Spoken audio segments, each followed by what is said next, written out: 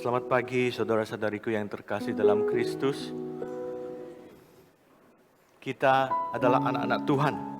Segalanya tentang kita, milik kita, yang ada dalam diri kita, semuanya adalah milik Tuhan. Oleh sebab itu dalam keseharian kita, hendaklah kita boleh berserah penuh dan percayakan hidup kita sepenuhnya di dalam kontrol dan tuntunan Tuhan. Sebelum memasuki ibadah, saya ingin mengajak menyatakan keseruan hati kita. Menyatakan, Tuhan, ini aku, sepenuhnya diriku, berserah dan percaya akan tuntunan-Mu. With all I am.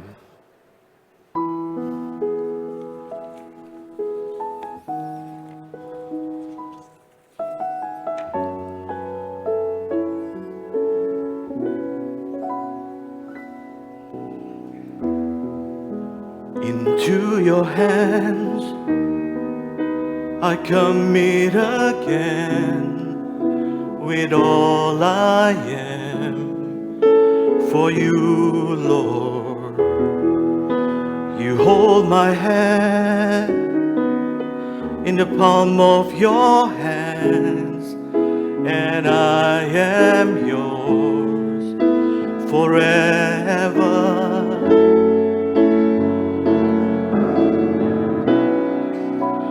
Jesus, I believe in you. Jesus, I belong to you.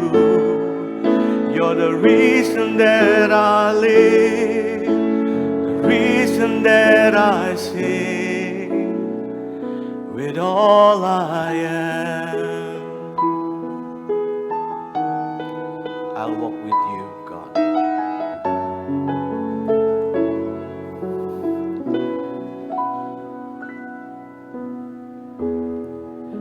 I'll walk with you wherever you go, through tears and joy. I'll trust in you, and I will live in all of your ways and your promises forever.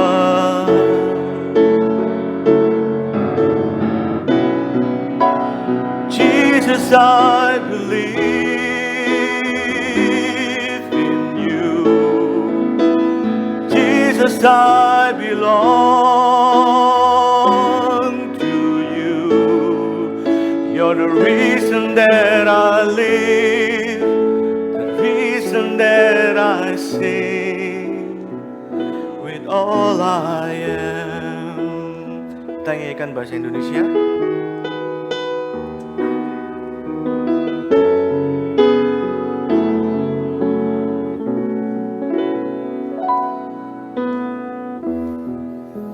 Di tanganmu ini janjiku, segenap hidupku untukmu. Kau mengatur jalan hidupku, ku milikmu selamanya.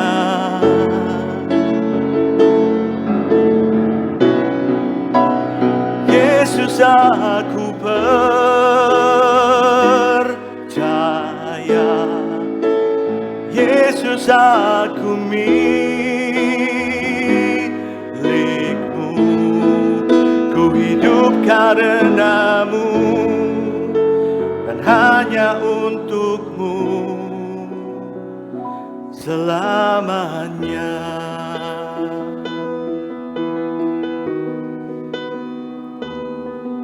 Kemanapun ku bersamamu.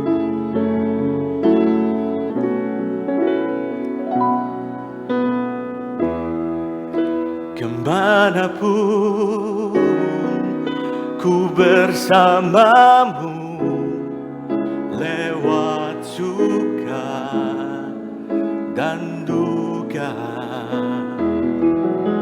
ku kan hidup dalam jalanmu dengan janjimu selamanya.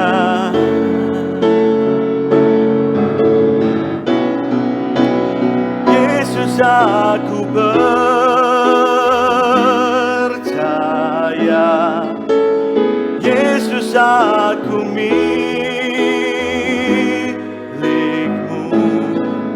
ku hidup karenamu dan hanya untukmu selamanya.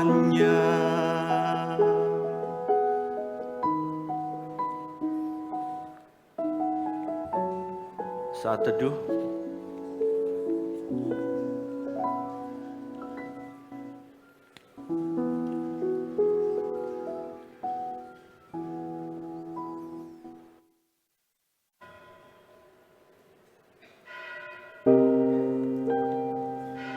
selamat pagi, Shalom jemaat yang terkasih dalam Kristus.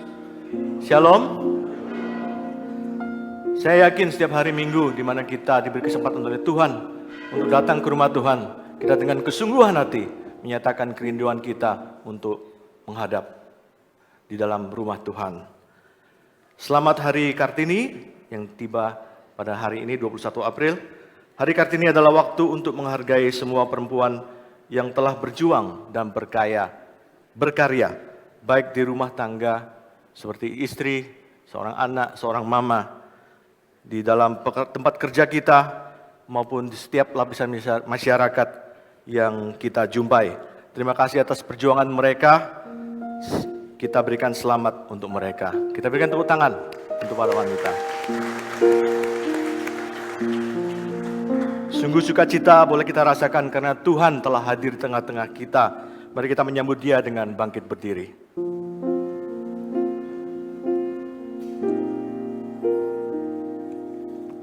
Kita boleh memenuhi undangan dari Tuhan untuk bersekutu bersama di rumahnya dengan panggilan ibadah terambil dari Mazmur 71 ayat 19 dan 23. Keadilanmu menjangkau langit yang tinggi ya Allah. Engkau telah melakukan hal-hal yang besar. Siapakah seperti Engkau ya Allah? Bibirku akan bersorak-sorai dan menyanyikan mazmur bagimu. Juga jiwaku yang telah Kau bebaskan akan bersorak-sorai. Mari kita sambut ayat panggilan ibadah tadi dengan menaikkan pujian, nyanyi dan bersoraklah.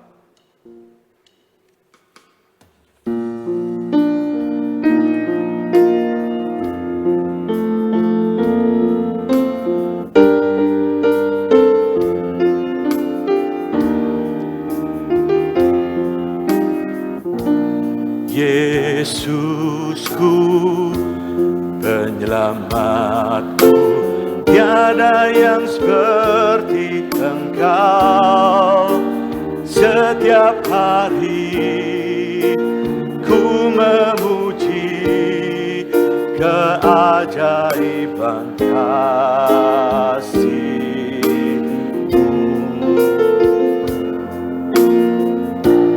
Penghibur,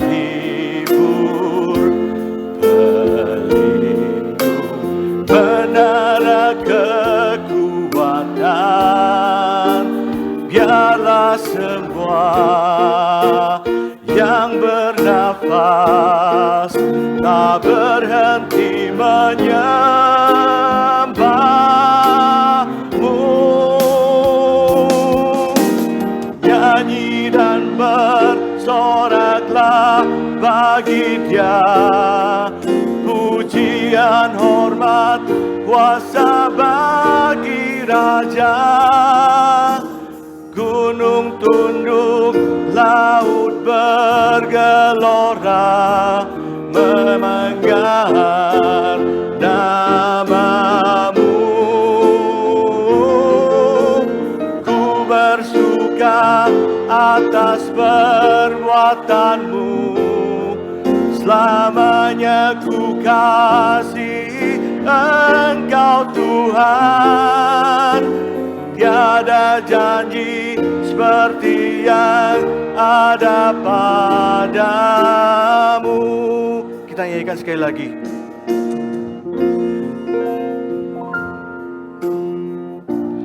Yesusku, penyelamatku, tiada yang seperti Engkau. Setiap hari ku memuji keajaiban kasih-Mu.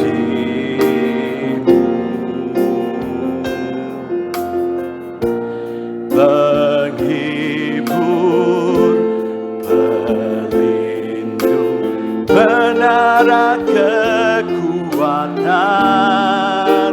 biarlah semua yang bernafas tak berhenti menyembah-Mu. Nyanyi dan bersoraklah bagi Dia, pujian, hormat, kuasa bagi Raja. Gunung tunduk, laut bergelora, mendengar nama-Mu. Ku bersuka atas perbuatan-Mu, selamanya ku kasihi Engkau Tuhan.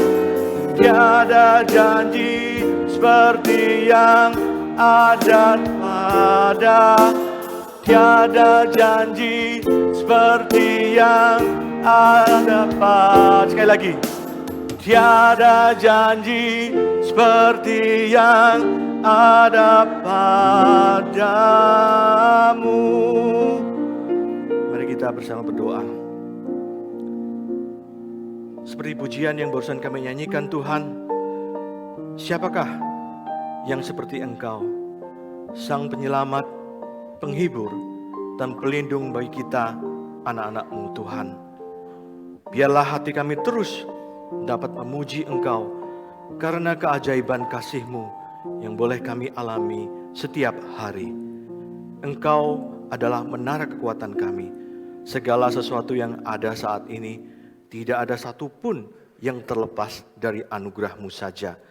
Inilah kami Tuhan, dan terimalah kami saat ini Tuhan. Saat ini berdiri di tengah-tengah hadirat-Mu dan memohon layakkan kami melaksanakan ibadah ini yang kami serahkan sepenuhnya hanya di dalam nama-Mu, Tuhan Yesus Kristus. Kami berdoa dan mengucap syukur. Amin. Jemaat silakan untuk duduk. Mari kita saat ini boleh luapkan rasa syukur hati kita kepada Tuhan. Kita naikkan pujian My Tribute.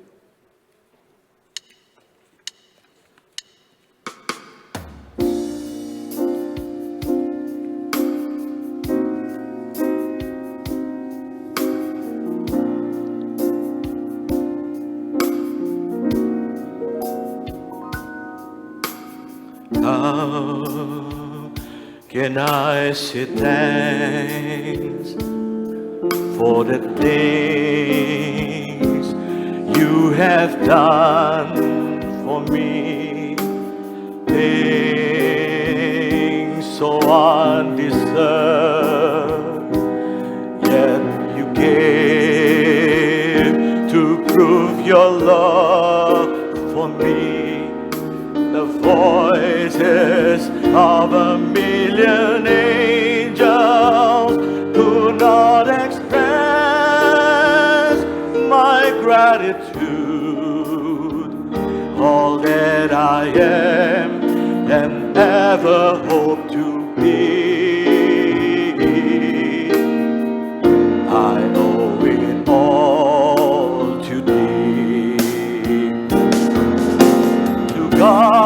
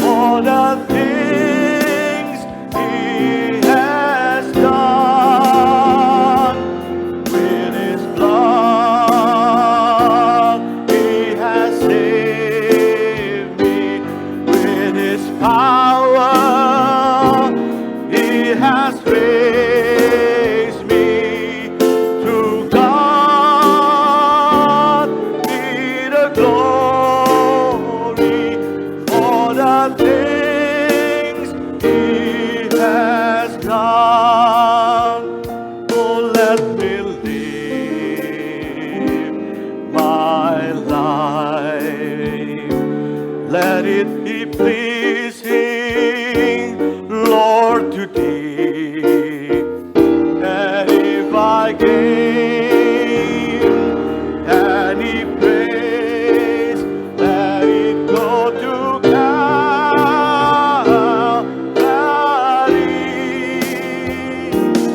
With His blood, He has saved me. With His power, He has raised me. To God be the glory for the things He has. To God be the glory. To God be the glory. To God be the glory. To God be the glory for the things He has done. With His blood, He has saved me. With His power, He has raised me. To God be the glory for the things He has done. Segala pujian hanya bagi Tuhan. Pujian kepada Tuhan akan dilanjutkan kepada paduan suara Sanctus. Waktu dan tempat kami persilahkan.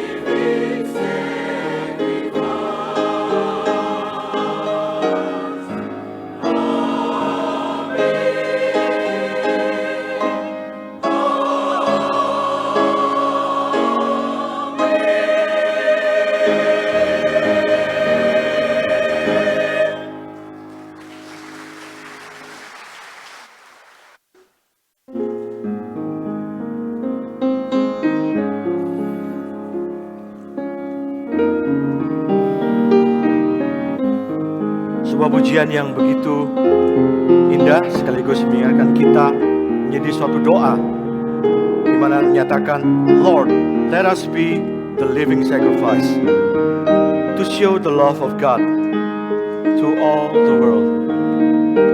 Terima kasih kepada paduan suara Sanctus yang telah memberikan pujian, persembahan pujian.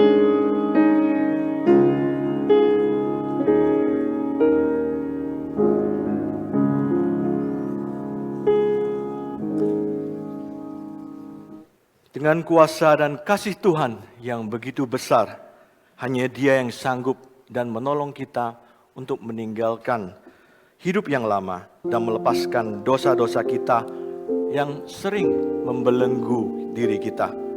Hidup kita akan diperbaharui terlepas dari kuasa dosa yang kita harapkan seperti juga yang Tuhan ingini. Kita naikkan pujian seperti yang Kau ingini.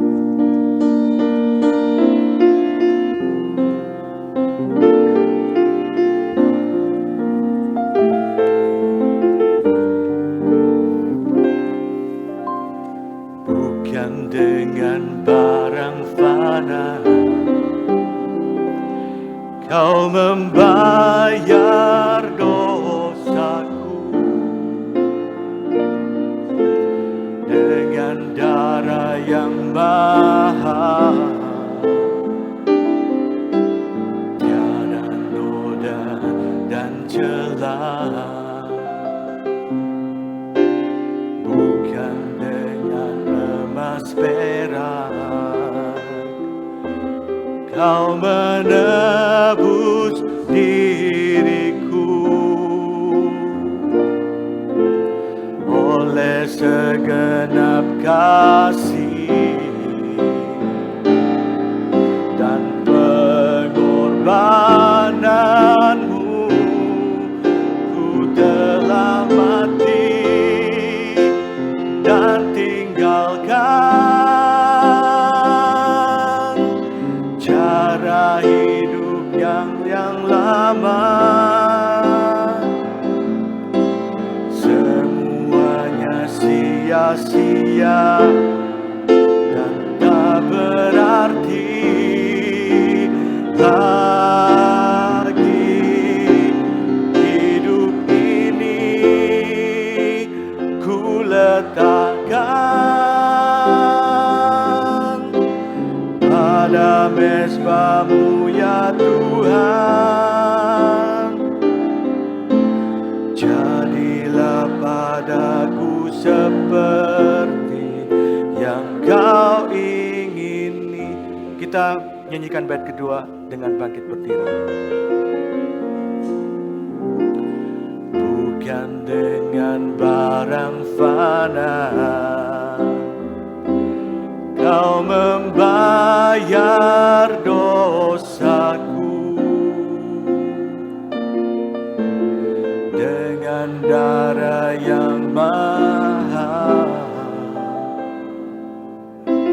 tiada noda dan celah. Bukan dengan emas perak Kau menebus diriku, oleh segenap kasih dan pengorbananmu, ku telah mati dan tinggalkan cara hidupku yang lama. Semuanya sia-sia dan tak berarti lagi. Hidup ini ku letakkan pada mezbah-Mu ya Tuhan.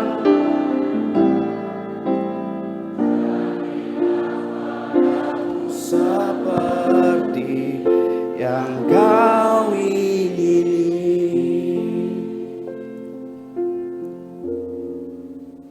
mau datang kepada Tuhan untuk meminta Tuhan melayakan setiap diri kita. Dan dengarkanlah firman Tuhan yang berkata demikian. Sembunyikanlah wajahmu terhadap dosaku. Hapuskanlah segala kesalahanku. Ciptakanlah hati yang murni padaku ya Allah. Dan perbaharuilah batinku dengan roh yang teguh. Mari saat ini kita mau datang kepadanya berdoa, memohon ampun untuk setiap dosa kita.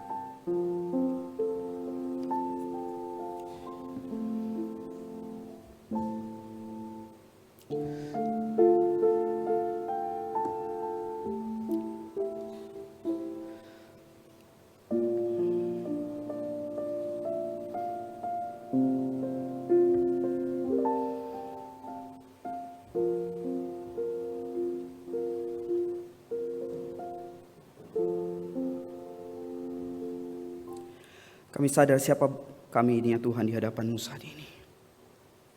Kami tidak lain adalah orang yang berdosa.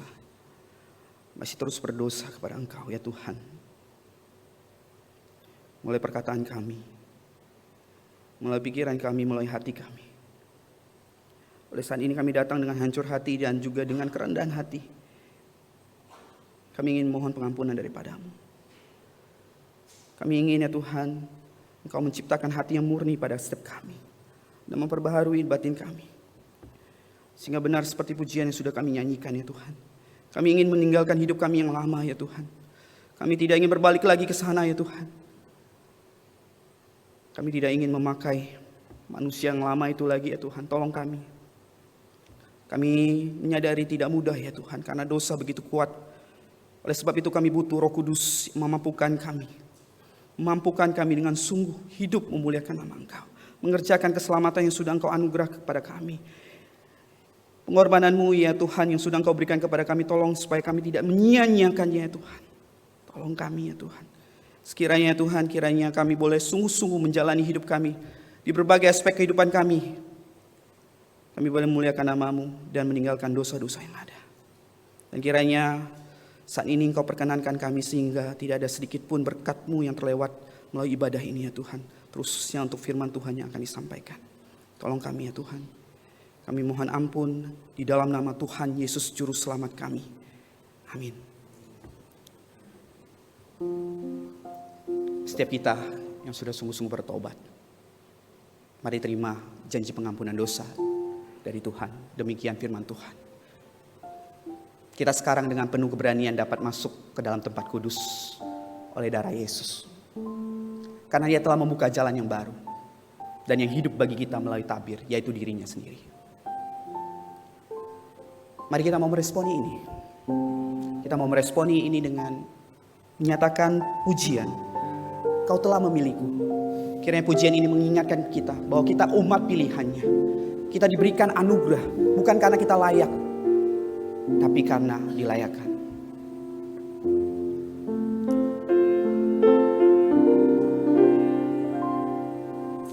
Kau telah memilihku sebelum dunia dibentuk. Betapa aku bersyukur padamu ya Tuhan Allahku.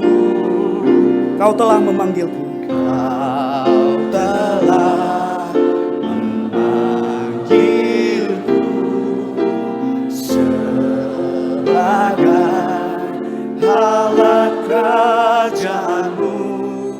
Betapa aku bersyukur padamu atas kekuatan. Kiranya ini menjadi kerinduan kita. Jadikan aku bait suci-Mu. Jadikan aku bait suci-Mu yang kudus dan yang tiada bersela.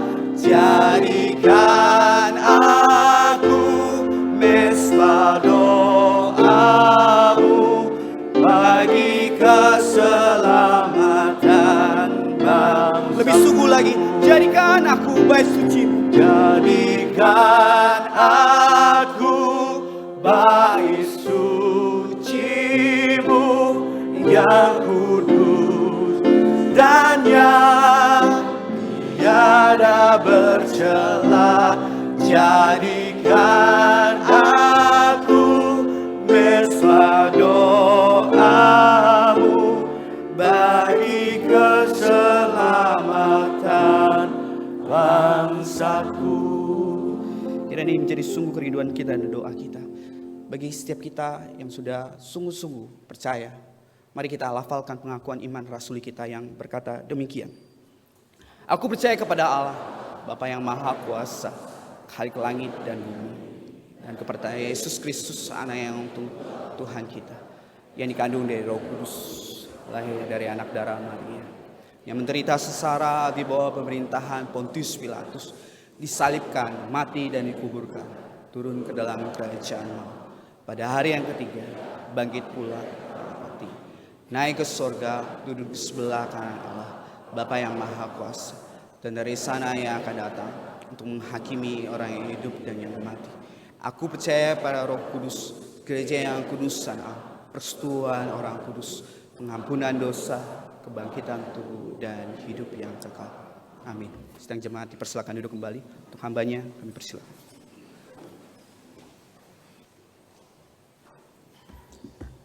Shalom jemaat yang terkasih di dalam Tuhan Yesus Kristus.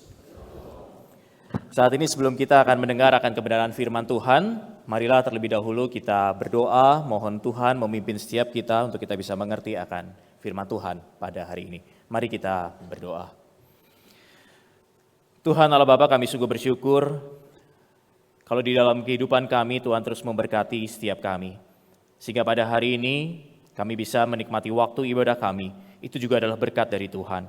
Dan saat ini Tuhan, ketika kami juga akan mendengar kebenaran firman Tuhan, itu juga adalah berkat dari Tuhan, kasih karunia dari Tuhan yang Tuhan nyatakan kepada setiap kami. Dan biarlah Tuhan pada saat ini kami bisa menikmati kasih karunia Tuhan itu dengan duduk diam, dan kami bisa menikmati akan firman Tuhan itu diberitakan kepada setiap kami.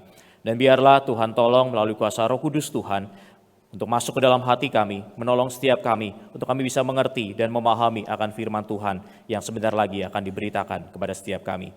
Tuhan juga pakai hamba-Mu di dalam segala keterbatasan untuk bisa menyampaikan kebenaran firman Tuhan ini dan dipahami dengan baik oleh setiap jemaat pada pagi hari ini. Terima kasih Tuhan, di dalam nama Tuhan Yesus Kristus kami sudah berdoa dan mengucap syukur. Amin. Jemaat Tuhan yang terkasih, kita akan membuka satu bagian firman Tuhan dari Roma pasal yang ke-12 ayat yang pertama sampai dengan ayat yang ke-8. Roma pasal yang ke-12 ayat yang pertama sampai dengan ayat yang ke-8.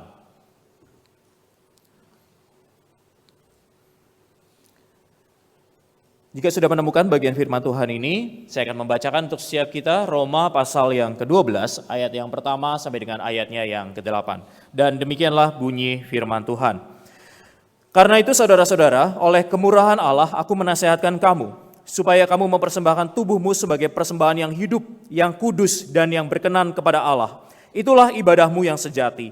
Janganlah menjadi serupa dengan dunia ini, tetapi berubahlah oleh pembaharuan budimu, sehingga kamu dapat membedakan mana kehendak Allah, apa yang baik, yang berkenan kepadanya, dan yang sempurna. Berdasarkan anugerah yang diberikan kepadaku, aku berkata kepada setiap orang di antara kamu, janganlah memikirkan hal-hal yang lebih tinggi daripada yang patut kamu pikirkan, tetapi hendaklah kamu berpikir sedemikian rupa, sehingga kamu menguasai diri menurut ukuran iman yang dikaruniakan Allah kepada kamu masing-masing. Sebab sama seperti pada satu tubuh kita mempunyai banyak anggota, tetapi tidak semua anggota itu mempunyai tugas yang sama. Demikian juga kita, walaupun banyak, adalah satu tubuh di dalam Kristus. Tetapi kita masing-masing adalah anggota yang seorang terhadap yang lain. Demikianlah kita mempunyai karunia yang berbeda-beda menurut anugerah yang diberikan kepada kita. Jika karunia itu adalah untuk bernubuat, baiklah kita melakukannya sesuai dengan iman kita. Jika karunia untuk melayani, baiklah kita melayani. Jika karunia untuk mengajar, baiklah kita mengajar. Jika karunia untuk menasihati, baiklah kita menasihati. Siapa yang membagi-bagikan sesuatu, hendaklah ia melakukannya dengan hati yang ikhlas. Siapa yang memimpin, hendaklah ia melakukannya dengan rajin. Siapa yang menunjukkan belas kasihan, hendaklah ia melakukannya dengan sukacita. Jemaat Tuhan yang terkasih, Ada kisah tentang sepasang suami istri di mana sang suami ini mendapat sebuah pekerjaan yang baru dan mereka harus pindah ke sebuah kota yang baru. Di mana di kota yang baru ini mereka tidak mengenal satu orang pun. Dan salah satu hal yang dilakukan oleh pasangan suami istri ini tentu saja adalah mereka mencari sebuah gereja di mana mereka bisa beribadah bersama dengan kedua anak mereka. Dan pencarian gereja ini dimulai dari sebuah gereja yang memiliki bangunan yang cukup besar yang terletak di pinggir jalan raya. Akses ke gereja ini nggak sulit Bapak Ibu dan bahkan parkiran di tempat itu sangat luas. Dan kondisi inilah yang membuat sang suami tersenyum dan berkata di dalam hati, sepertinya ini adalah gereja yang cocok buat saya dan keluarga saya untuk beribadah di tempat itu.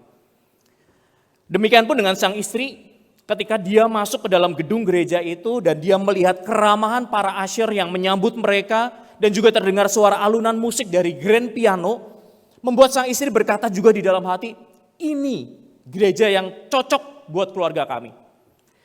Namun seketika kegembiraan atau antusias itu menjadi buyar, ketika si istri ini menanyakan kepada asyir yang sedang melayani mereka pada saat itu, ketika sang istri bertanya, apakah ada kelas sekolah minggu untuk anak-anak mereka? Dan jawaban dari para asyir ini membuat mereka akhirnya memutuskan untuk mencari gereja lain. Karena apa? Karena gereja ini tidak punya kelas sekolah minggu. Dan yang lebih miris adalah alasannya kenapa tidak ada kelas sekolah minggu? Karena kekurangan sumber daya manusia untuk melayani sebagai guru sekolah minggu. Di minggu berikutnya, pasangan suami istri ini datang ke sebuah gereja yang lain. Setelah melakukan survei terlebih dahulu, mereka datang ke sebuah gereja yang memang memiliki sebuah kelas sekolah minggu. Dan mereka merasa sangat cocok juga dengan keramahan para asyir dan para jemaat ketika mereka berada di lobi gereja. Dan belum lagi ketika mereka berjalan di sepanjang lobi gereja itu, mereka melihat banyak pengumuman-pengumuman yang dipasang. Pengumuman yang berisi tentang kegiatan-kegiatan gereja selama 1 minggu. Dan mereka melihat, wah, kelas-kelas pembinaan yang ditawarkan cukup baik sekali. Akhirnya suami istri ini saling memandang satu dengan yang lain dan saling tersenyum. Dan ini jelas sebuah kode buat antara mereka. Bahwa mereka setuju ini gereja yang tepat buat mereka. Di mana mereka akan beribadah. Tetapi sekali lagi Bapak Ibu, antusias mereka, kegembiraan mereka pun kembali buyar. Ketika apa? Ketika mereka masuk ke ruang ibadah dan mereka mengikuti ibadah di gereja tersebut. Bukan karena musiknya, bukan karena lagu-lagu yang dipilih, bukan pula karena khotbahnya. Yang membuat mereka akhirnya tidak lagi merasakan itu adalah gereja yang tepat buat mereka. Tetapi mereka salah pilih tempat duduk di ruang ibadah. Karena apa Bapak Ibu? Mereka duduk di bagian jemaat yang berkomentar terus selama ibadah. Jemaat-jemaat ini di sekitar mereka itu mulai saling berkomentar, mulai mengomentari dari pilihan lagu, dari pemusik yang bermain kurang pas dengan ketukan, pengkhotbah yang dinilai kurang di dalam menyampaikan firman dan lain sebagainya. Sehingga mereka berpikir, wah ini bukan tempat kita, begitu ya. Pelayan Tuhan aja dikritik di atas mimbar begitu. Jadi Bapak Ibu yang terkasih di dalam Tuhan, apa yang dialami oleh pasangan suami istri ini mungkin juga menjadi pergumulan kita saat ini. Atau mungkin pergumulan kita di masa lampau, di masa lalu. Atau mungkin saat ini kita juga sedang bergumul. Kok gereja saya seperti ini ya? Kok gereja saya satu dengan yang lain saling menjatuhkan, satu dengan yang lain tidak saling mendukung, satu dengan yang lain tidak ada saling percaya di dalam tubuh gereja ini. Jemaat yang terkasih, ada seorang rekan di grup WA saya tepat di dalam minggu-minggu saya mempersiapkan khotbah ini mengirimkan poster ini Bapak Ibu. Di poster ini dikatakan begini, mencari kemanapun tidak akan ada gereja yang sempurna. Karena apa? Karena isinya adalah kita yang tidak sempurna.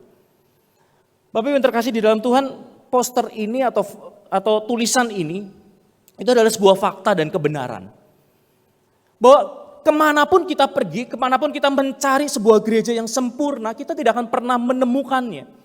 Karena gereja adalah tubuh Kristus, di mana di dalam tubuh Kristus itu adalah berisikan orang-orang yang masih terus berproses di dalam dosa-dosa mereka. Termasuk kita yang sedang berproses di dalam dosa kita. Sehingga seharusnya ketika kita bisa menerima fakta dan kebenaran ini bahwa di dalam gereja kita tidak akan pernah bisa menemukan kesempurnaan, maka di dalam pikiran kita tidak akan pernah muncul pemikiran untuk meninggalkan gereja. Khususnya ketika gereja mungkin mengalami masalah atau ketika gereja tidak sesuai dengan harapan kita. Tetapi kita harus real Bapak Ibu yang terkasih di dalam Tuhan bahwa faktanya yang terjadi adalah sebaliknya.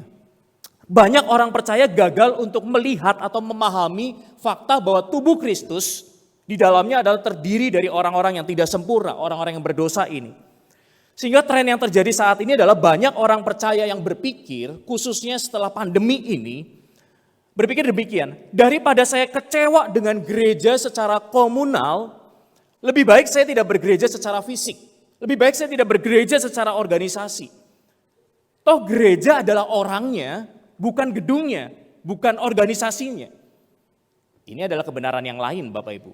Betul bahwa gereja itu adalah berbicara tentang orangnya, bukan gedung dan organisasinya. Tetapi sebetulnya kita juga harus memahami satu kebenaran yang lain bahwa kita dipanggil sebagai tubuh Kristus untuk kita masuk di dalam persekutuan tubuh Kristus itu secara komunal. Oleh karena itu Bapak Ibu yang terkasih dalam Tuhan, saat ini saya mau mengajak kita untuk memahami dengan baik dan benar tentang bagaimana seharusnya sikap hidup kita sebagai orang percaya bersikap terhadap kondisi dari tubuh Kristus yang tidak sempurna ini. Bagaimana kita mesti bersikap? Dan kalau kita melihat di dalam teks Roma pasal 12 ayat yang pertama sampai dengan ayat yang ke-8, itu akan menolong kita untuk melihat gereja sebagai tubuh Kristus dengan pemahaman yang benar. Saya mau mengajak kita melihat dua kebenaran dari teks Roma pasal 12 ayat yang pertama sampai dengan ayat yang ke-8 ini. Yang pertama adalah, kebenaran yang pertama adalah bahwa gereja sebagai tubuh Kristus adalah tentang diri kita memberi diri kepada umat Allah dan pekerjaan Allah. Sekali lagi, gereja sebagai tubuh Kristus adalah tentang diri kita yang memberi diri kepada umat Allah dan pekerjaan Allah. Bapak Ibu yang terkasih di dalam Tuhan, kalau kita melihat struktur dari Roma pasal 12 ayat yang pertama sampai dengan ayat yang ke-8. Kita bisa melihat di dalam ayat yang pertama di dalam Roma pasal 12 ini, perikop ini diawali dengan kata karena itu. Kata karena itu mau menunjukkan bahwa pasal 1 dan pasal 11 sebelum pasal 12 ini berisi tentang penjelasan bagaimana kasih karunia Allah dinyatakan kepada orang berdosa. Dan pasal 1 sampai pasal 11 inilah yang menjadi alasan utama atau menjadi dasar untuk kita bisa memahami pasal 12 dan pasal-pasal berikutnya dari kitab Roma ini. Kalau kita melihat pasal 12 yang berbicara tentang kehidupan orang-orang percaya yang sudah mengalami kasih karunia Allah, maka orang-orang percaya yang sudah mengalami kasih karunia Allah ini harus hidup di dalam sebuah kesatuan, yaitu kesatuan tubuh Kristus. Dan kalau kita melihat di dalam perikop pasal 12 ini terbagi menjadi 3 bagian Bapak Ibu. Bagian yang pertama adalah ayat yang pertama sampai ayat yang kedua, yaitu berbicara tentang bagaimana setiap kita orang percaya yang sudah mengalami kasih karunia Allah, kita memberikan diri kita kepada Allah.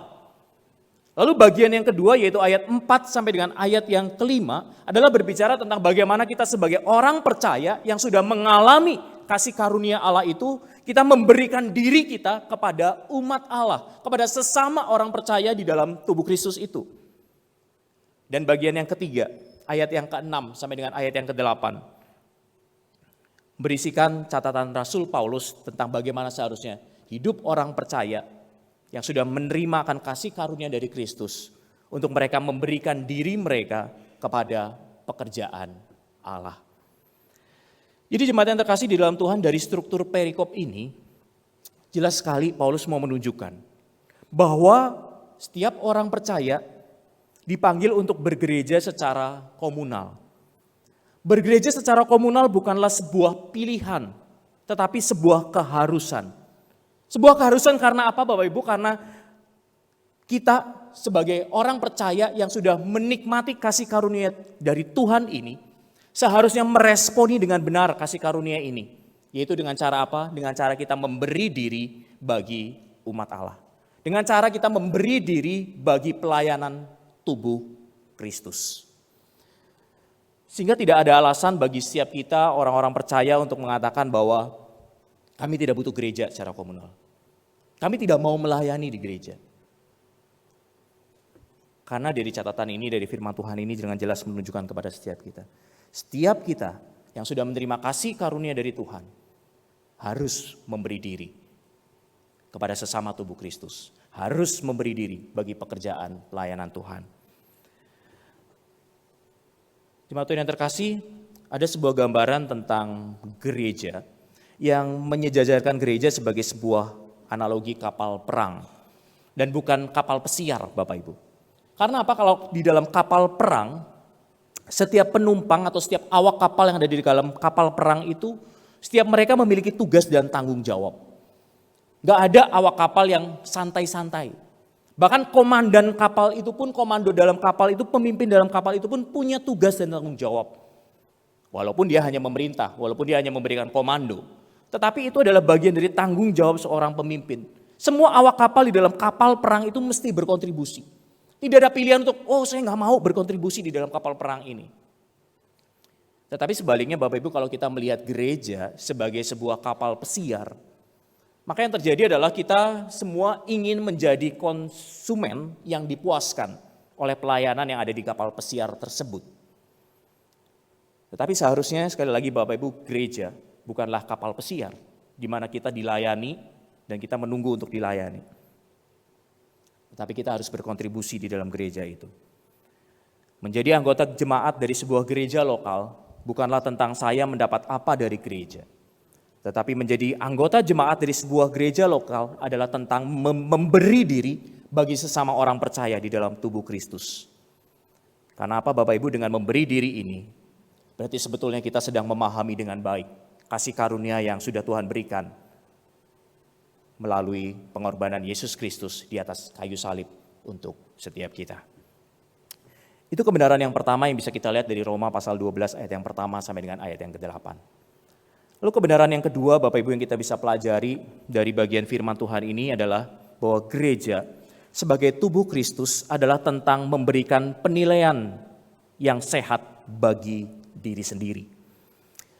Bapak Ibu, ayat 3 adalah suatu keharusan untuk kedua bagian terakhir. Karena menekankan tentang memberikan diri kita kepada diri kita sendiri.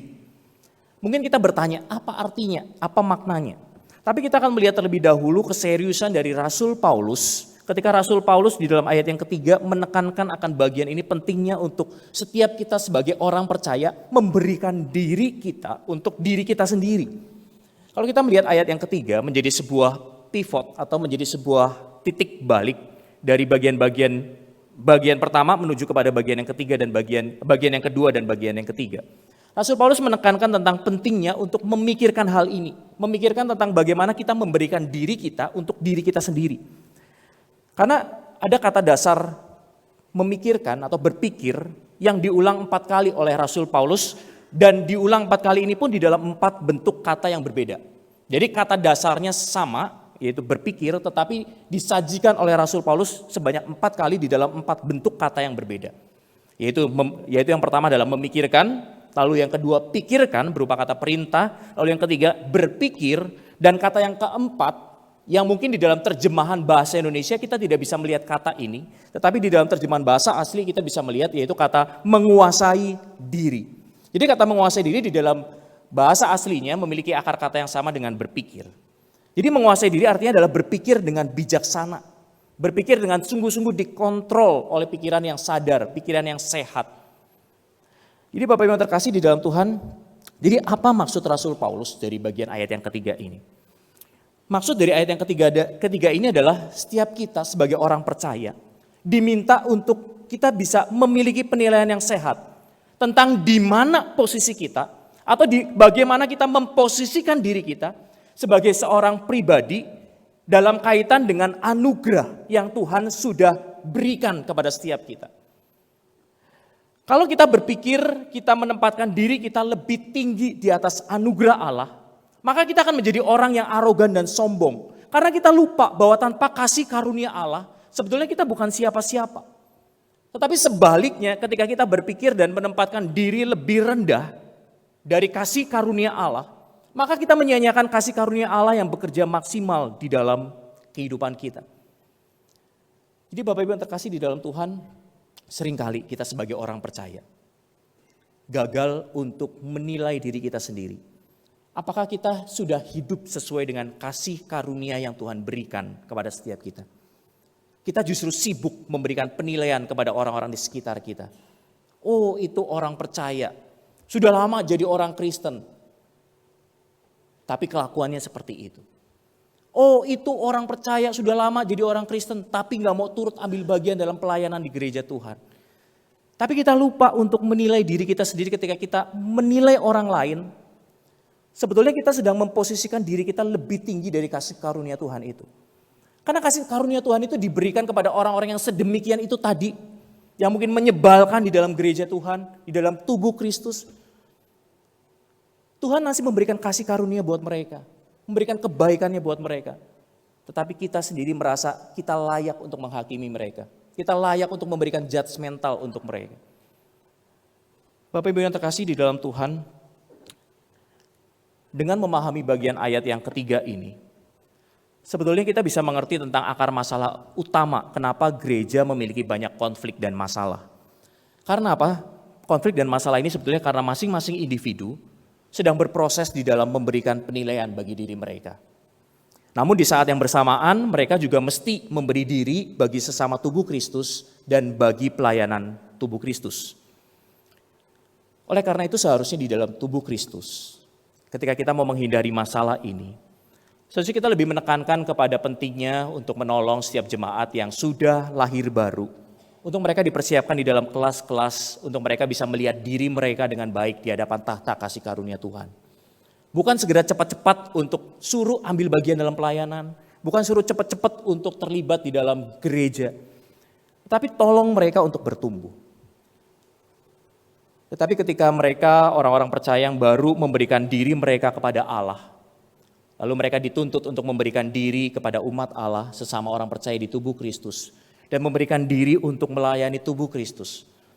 Maka yang terjadi adalah tadi, hal-hal yang kurang baik di dalam gereja. Dan kalau kita memperhatikan di gereja biasanya akan muncul dua kelompok Bapak Ibu. Dua kelompok. Kelompok yang pertama adalah kelompok yang masing-masing individu menilai diri terlalu rendah. Mereka nggak mau pelayanan dan mereka minder. Ada yang diajak pelayanan, oh saya nggak bisa nyanyi. Diajak pelayanan, oh saya nggak bisa memimpin, saya nggak bisa berorganisasi di dalam komisi apapun, di dalam kepengurusan apapun. Mereka lupa kepada kasih karunia Tuhan yang sudah Tuhan nyatakan buat mereka sebetulnya, dan itu akan cukup untuk mereka ketika mereka turut ambil bagian di dalam pelayanan. Ketika mereka nggak mampu, ada kasih karunia Tuhan yang akan memampukan mereka untuk mereka bisa ambil bagian di dalam pelayanan. Tetapi mereka melihat kasih karunia Tuhan itu terlalu rendah untuk kelompok yang pertama ini. Tetapi kelompok yang kedua adalah kelompok yang masing-masing individu menilai diri mereka terlalu tinggi di dalam kasih karunia Tuhan. Dan orang-orang yang seperti inilah yang menjadi judgmental dan mereka sombong. Mereka mudah sekali menilai, menghakimi orang-orang di dalam gereja Tuhan.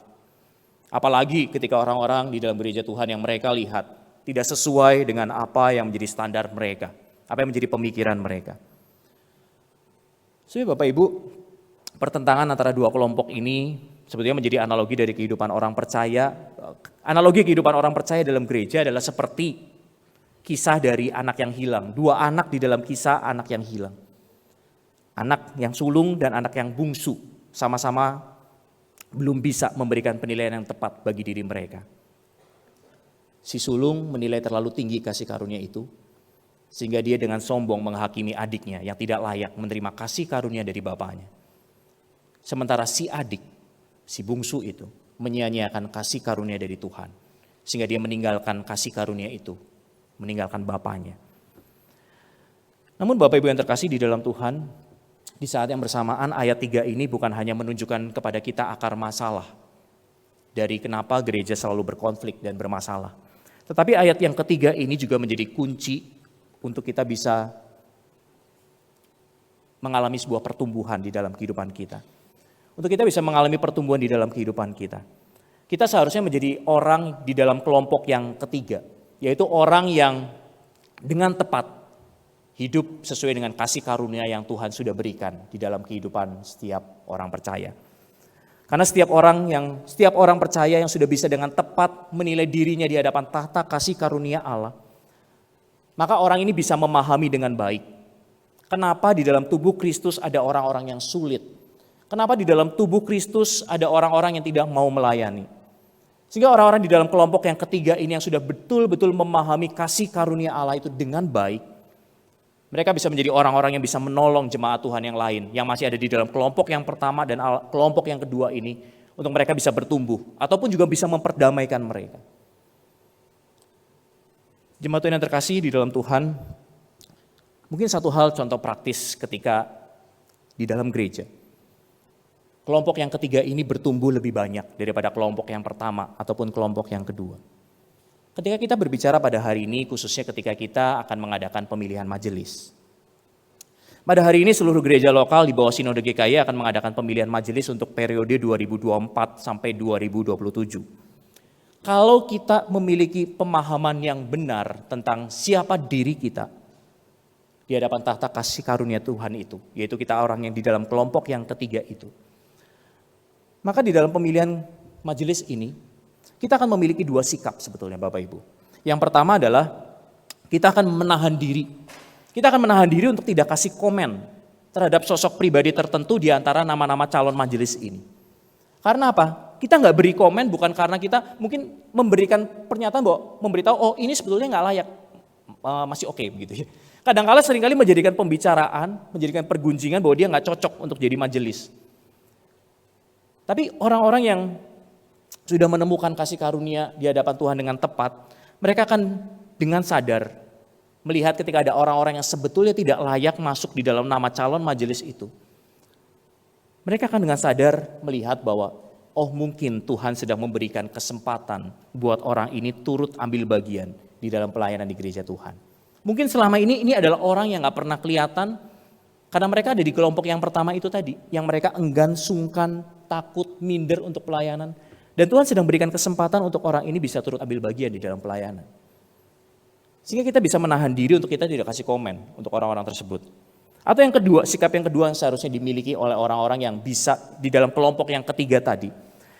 Kita juga nggak menjadi kecewa, kita nggak sensi atau kita nggak minder ketika kita nggak terpilih untuk menjadi calon majelis ini. Karena apa? Karena kita tahu kasih karunia Allah itu cukup untuk diri kita. Kasih karunia Allah itu cukup untuk memberikan kita hanya porsi bagian pelayanan di gereja Tuhan, mungkin hanya sebagai pengurus komisi, mungkin hanya sebagai pengurus di diakonia yang mungkin tidak terlihat pelayanannya.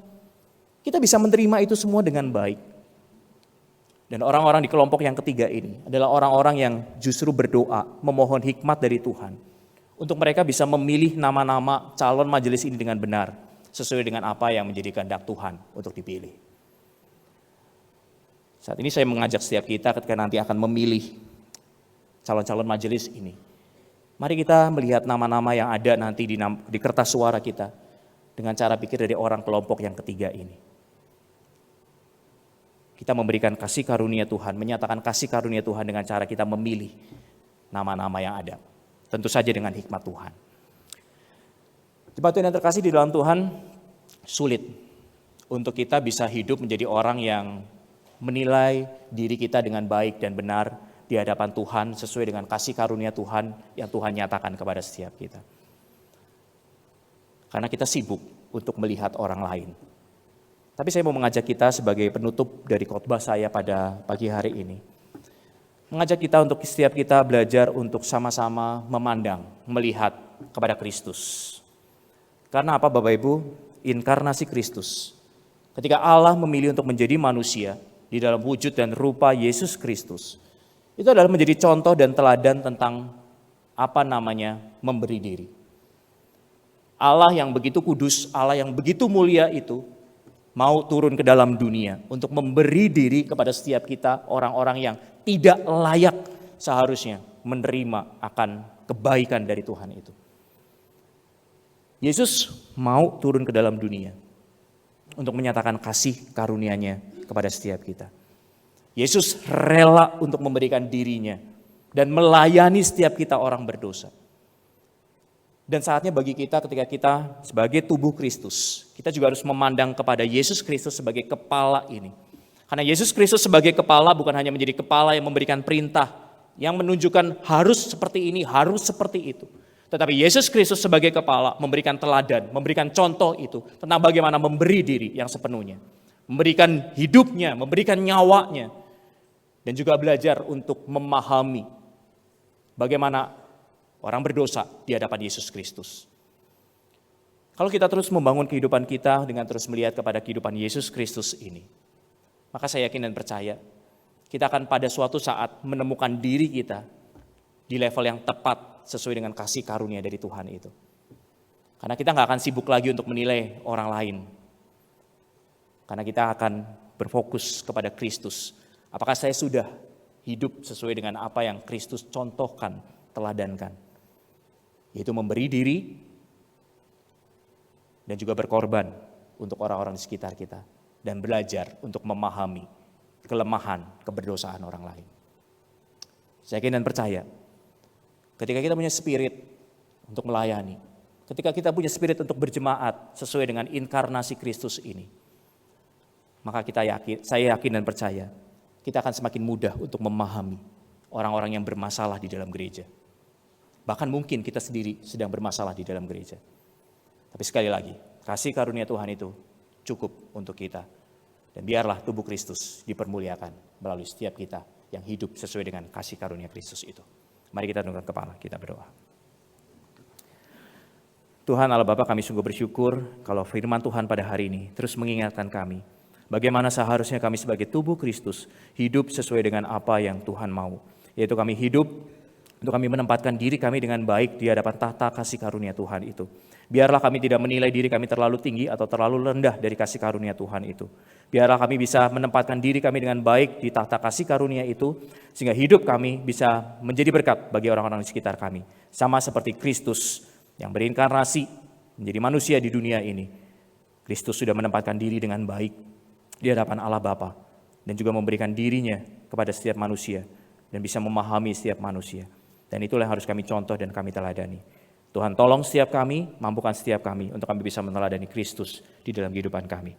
Di dalam nama Tuhan Yesus Kristus kami sudah berdoa dan mengucap syukur. Amin.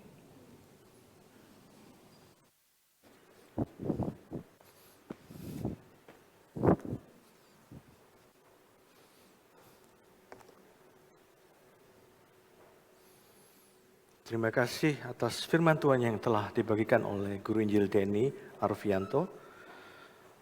Sebagai respon kita akan ibadah hari ini, seperti yang tadi saya sampaikan di Singspiration, marilah kita lebih seutuhnya berserah dan percaya akan keajaiban kuasa dan kasih Tuhan akan masa depan kehidupan kita. Kita akan tiba dalam persembahan, kita boleh mempersembahkan yang terbaik termasuk hidup kita seutuhnya sebagai persembahan yang hidup dan yang berkenan bagi Tuhan. QR code telah terpampang di layar, atau boleh juga memberikan persembahan melalui amplop yang sudah disediakan di balik setiap kursi jemaat.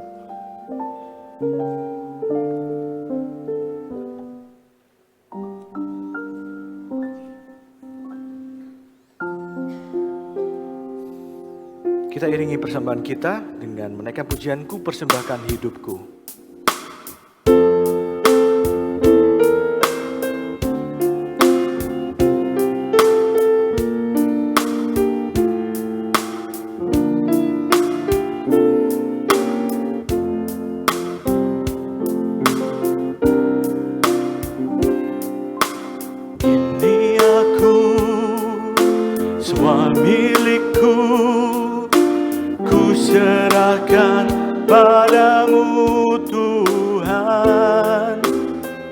Penyesalan dan kebanggaan, suka dan duka, semua ku serahkan.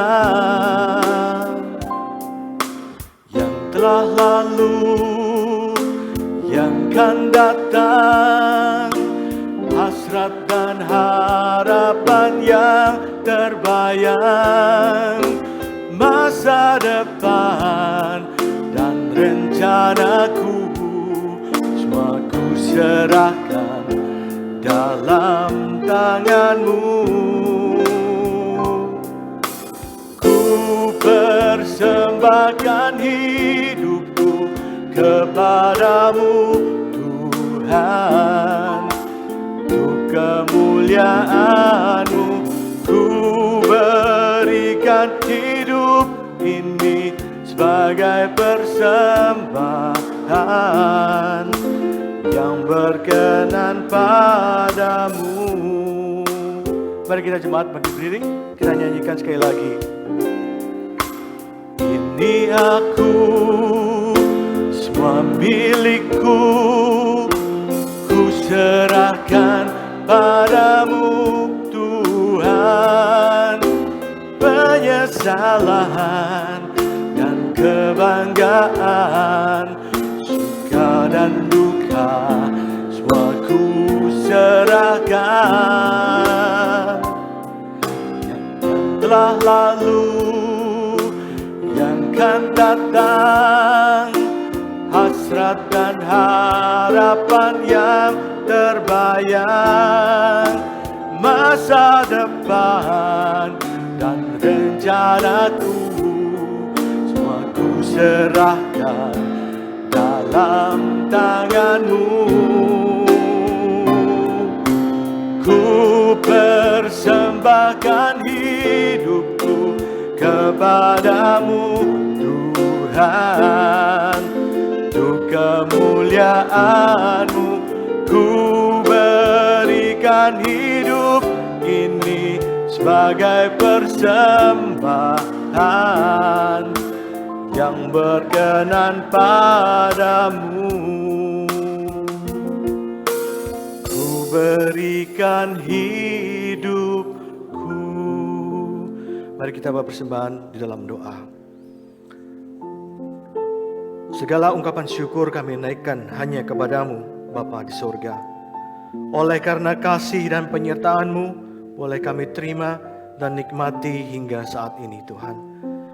Kami tahu dan menyadari bahwa setiap berkat yang kami terima dalam kehidupan kami, itu semua daripada-Mu saja, ya Bapa. Tak lupa kami juga berterima kasih atas firman yang telah Kau berikan kepada kami. Kiranya firman yang telah kami dengarkan tadi dapat menjadi kekuatan dan dapat menjadi rema dalam kehidupan kami, yang dapat menerangi setiap langkah hidup kami, yaitu menjadi persembahan hidup yang berkenan bagi Engkau, Tuhan.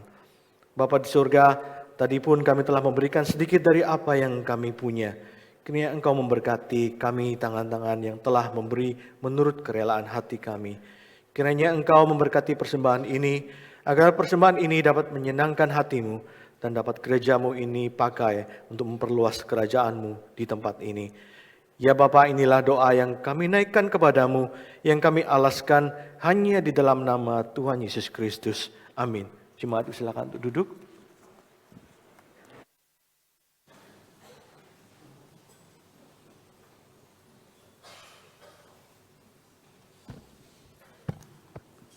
Shalom saudara sekalian. Sungguh bersuka cita hari ini kita bersama, sudah lama mendoakan dan sampai pada tanggal 21 April kita akan mengadakan pemilihan penatua anggota Majelis Jemaat GKY Puri Indah. Kepada para petugas, saudara-saudari yang melayani boleh mengambil tempatnya, di mana saudara akan melayani, boleh berdiri di sampingnya supaya lebih cepat. Saudara, saya akan menjelaskan proses pemilihan majelis. Syarat bagi peserta pemilihan adalah anggota GKY Puri Indah. Bagi saudara anggota GKY lain di seluruh Indonesia atau di luar negeri, saudara terdaftar sebagai anggota dan saudara sudah beribadah di GKY Puri Indah minimal 6 bulan, saudara sudah diberikan hak untuk memilih. Hari ini selain pemilihan majelis juga diadakan pelaksanaan referendum penjualan tanah di Tangerang.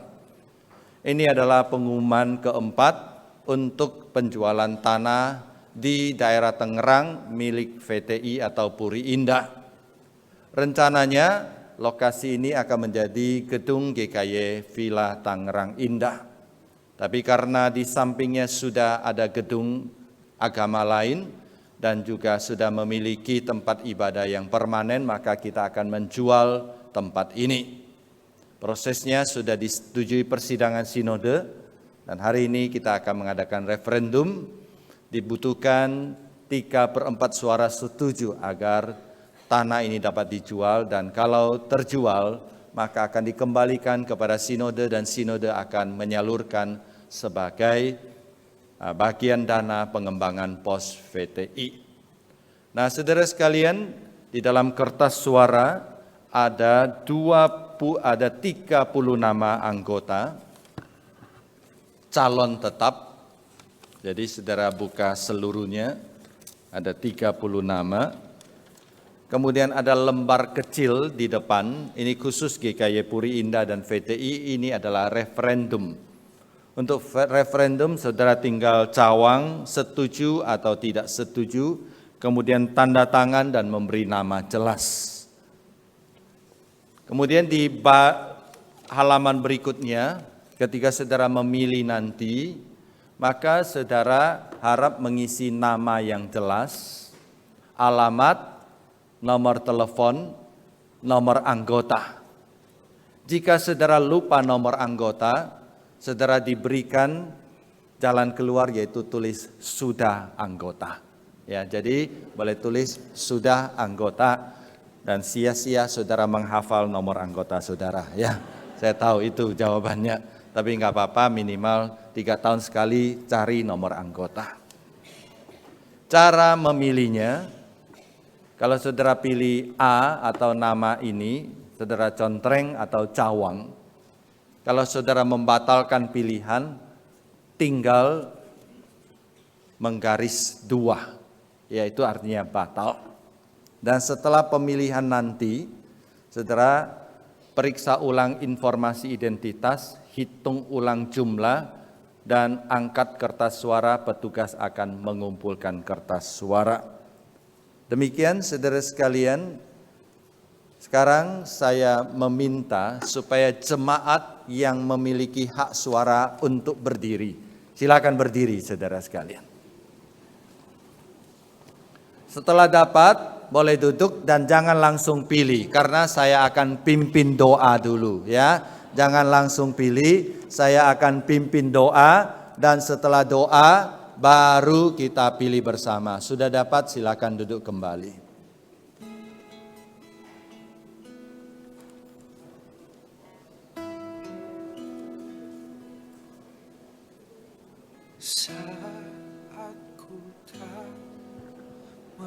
Cara bagi yang lebih cepat adalah satu baris kasih 10 bagi sendiri ya. Jangan satu-satu ya. Kasih banyak, satu gepok gitu biar bagi sendiri.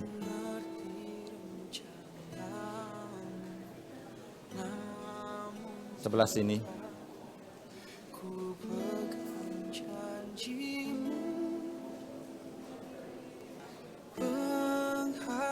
Ada yang kurang? Jangan isi dulu, kita berdoa, setelah berdoa baru isi ya.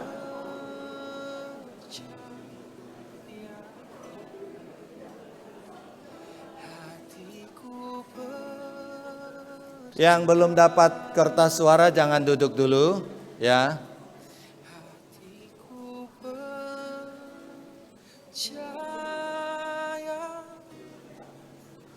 Alat tulis ada di depan kursi saudara. Jadi di depan kursi ada kantong, di dalamnya ada alat tulis.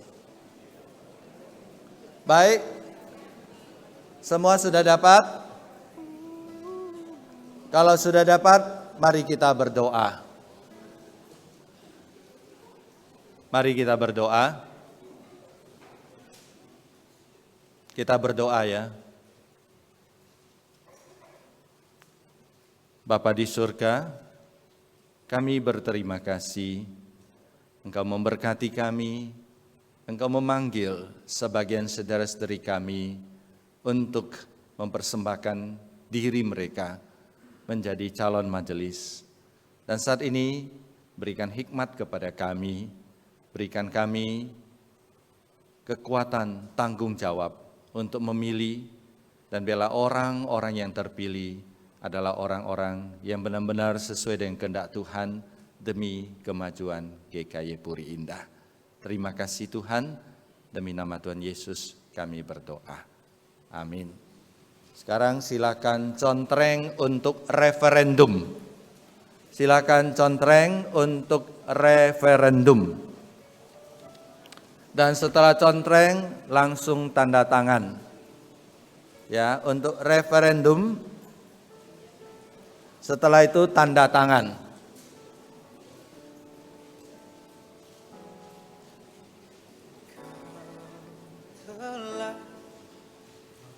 Setelah itu jangan lupa tulis nama, alamat, nomor telepon, nomor anggota.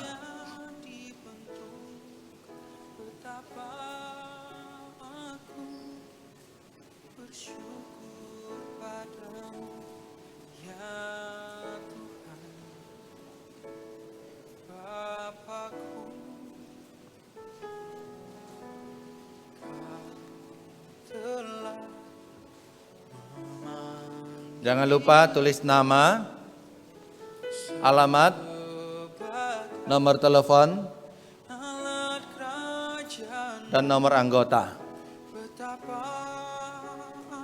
Kalau lupa boleh tulis sudah anggota. Ini contoh mencontreng atau mencawang dan membatalkan.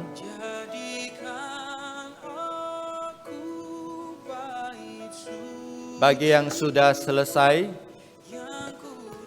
silakan periksa ulang informasi identitas. Hitung jumlah pilihan maksimal 23. Angkat tangan saudara, kertas suara dan para petugas akan mengumpulkan.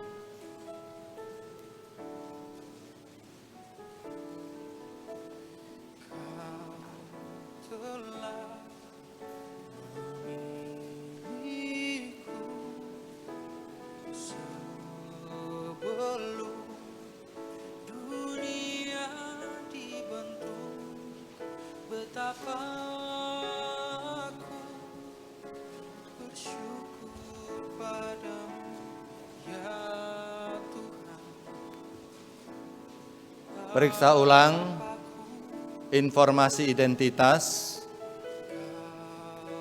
hitung jumlah suara, maksimal 23, lalu angkat kertas suara saudara, para petugas akan mengumpulkan.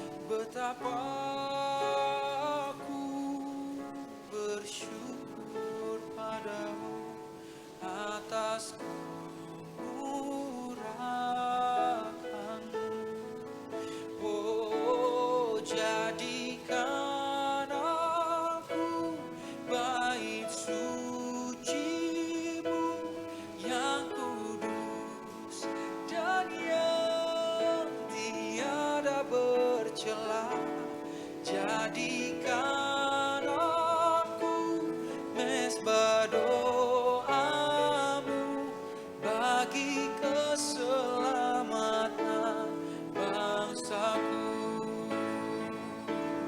Jadikan aku bait sucimu yang kudus dan yang tiada bercela. Periksa ulang informasi identitas, bagi keselamatan bangsa.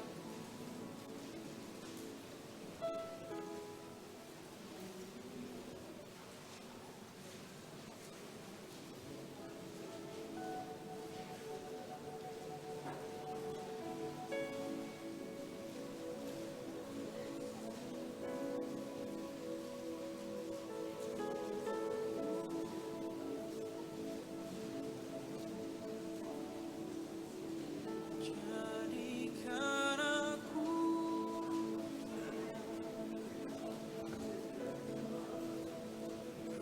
rumah doamu agar semua suku bangsa. alat tulis yang dipakai tolong dikembalikan ke tempat duduk karena akan dipakai dalam kebaktian umum 3. Jadikan aku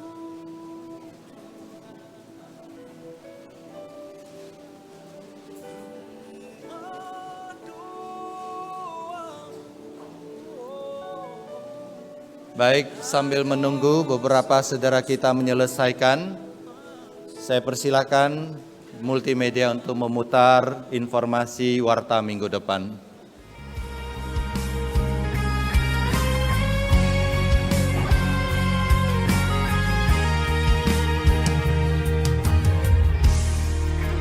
Begitu besar kasih-Mu Bapa, Kau berikan anak-Mu yang tunggal. Di saat aku percaya, kasih menyelamatkanku, bukan sebagai hakim Dia, tapi penyelamat yang berkorban. Untuk diriku Kau tebusku, kasih menyelamatkanku. Ingat kasih-Nya yang mengubah hidupku, ingat kasih-Nya yang selalu ada. Oh, kasih Yesus bagiku. Ingat tidur-Nya yang sembuhkan lukaku, ingat salib-Nya yang menebus. Komisi Adelphos akan menyelenggarakan satu seminar, mari kita lihat informasinya.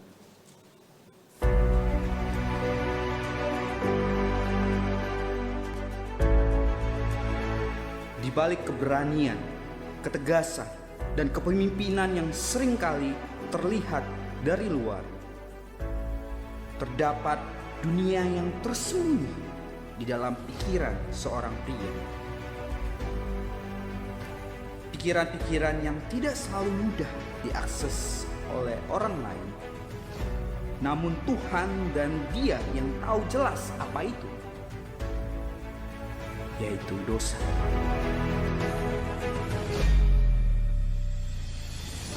Pria seringkali terpelosok bahkan berkubang di dalamnya. Ada yang menolak, namun ada yang sudah tidak bangkit karena dosa itu terus menggerogoti nuraninya sampai menipis dan tumpul. Memahami dan menemukan pikiran-pikiran tersembunyi pria adalah sebuah aksi perlawanan dosa, membangun benteng nurani, dan lebih menghargai anugerah penebusannya. Hadirilah seminar Adelphos dengan tema pikiran-pikiran tersembunyi pria.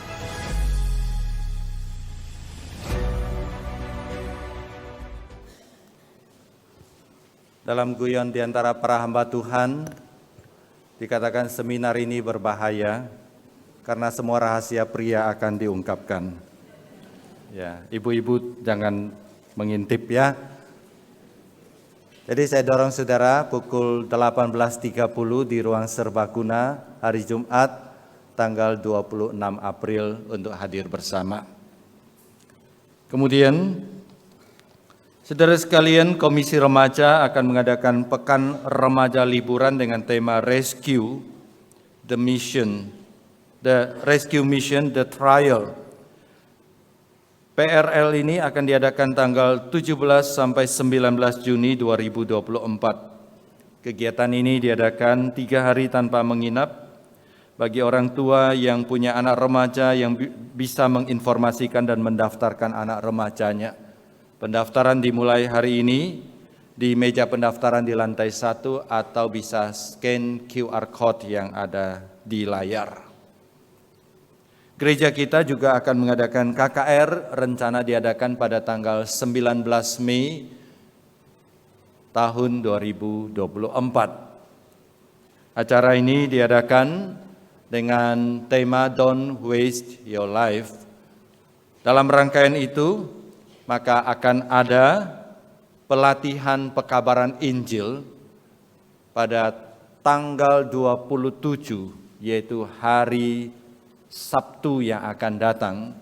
Kami mendorong saudara untuk mengikutinya, saudara dilatih untuk menjadi pekabar-pekabar Injil. Dan sambil itu kita mendorong jemaat untuk mengadakan gerakan Andreas, yaitu menginformasi orang yang akan diinjili, kemudian mendampingi tim PI untuk mengunjungi orang yang diinjili dan mengajaknya mengikuti KKR. Slide berikut adalah QR code untuk hadir dalam acara pelatihan pekabaran Injil.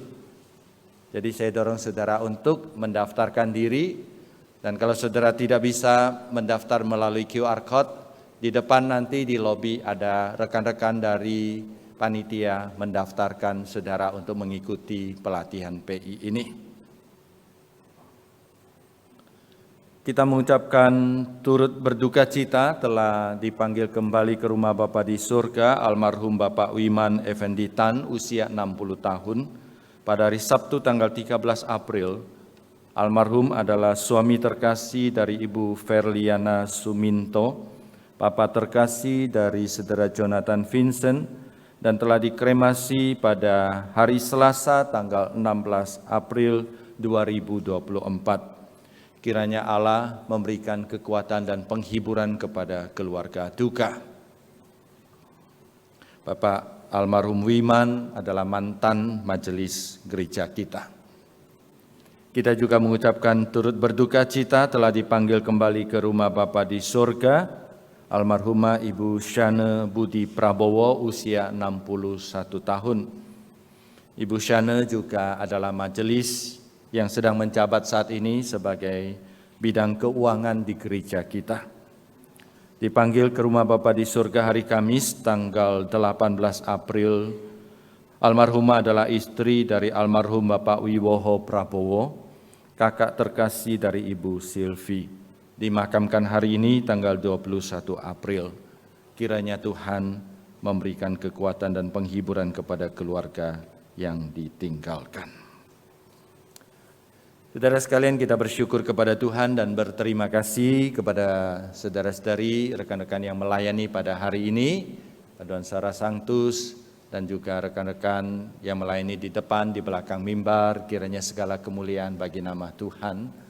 Dan kami juga ingin menyambut di antara saudara, apakah ada yang pertama kali beribadah di GKY Puri Indah? Kalau ada di sebelah kanan saya, boleh berdiri di tempat. Kami ingin berkenalan dengan saudara. Apakah ada? Di tengah? Tidak ada. Ya. Di samping kiri saya, apakah ada? Tidak ada juga. Di balkon, apakah ada saudara atau saudari yang pertama kali beribadah di GKY Puri Indah?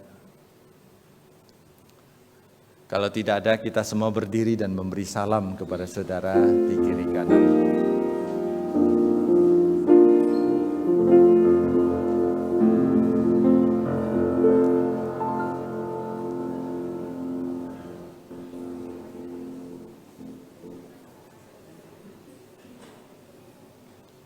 Mari kita kembalikan pujian dan hormat tertinggi kepada Allah di surga.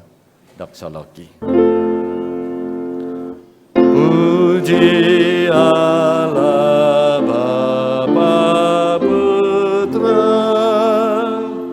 puji Allah Roh Kudus, ketiganya yang esa. Pohon selamat sumber berkah. Amin.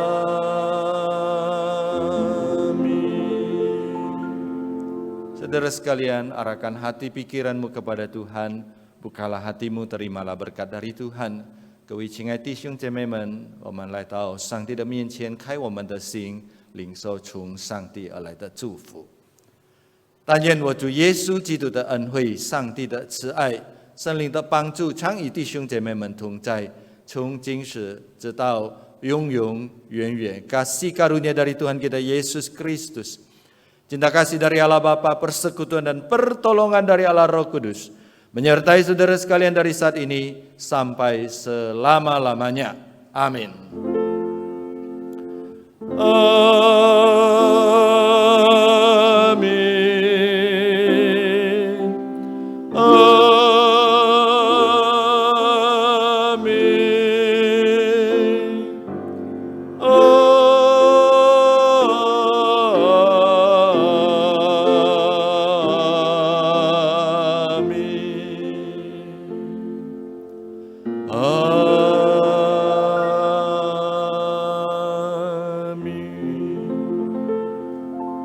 Silakan duduk. Saat teduh kebaktian kita selesai. Tuhan memberkati saudara sekalian.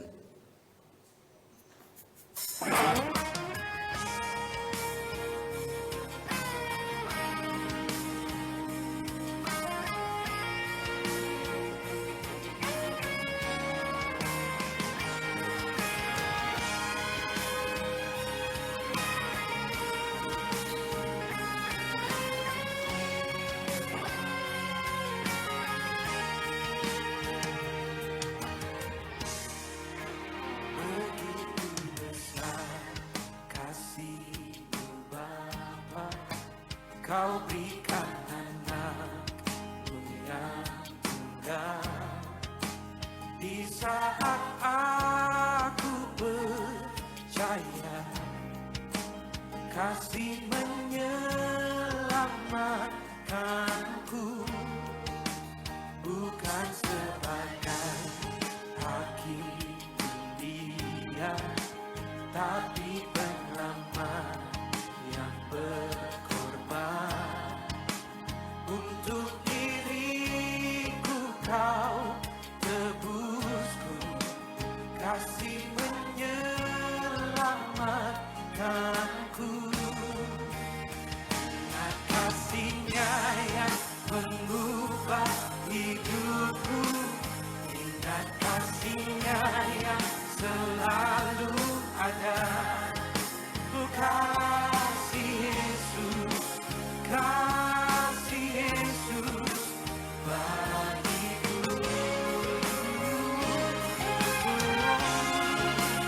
Ingat tidurnya yang sembuhkan lukaku, ingat salibnya yang menebus aku.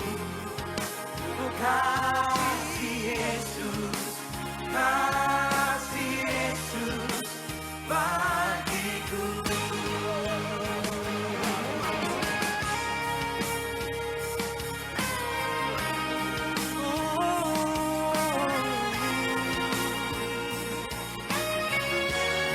Hanya kasih-Mu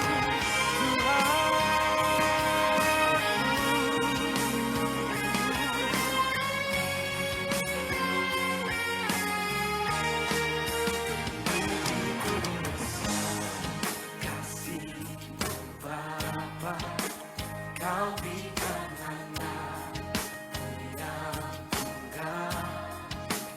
Di saat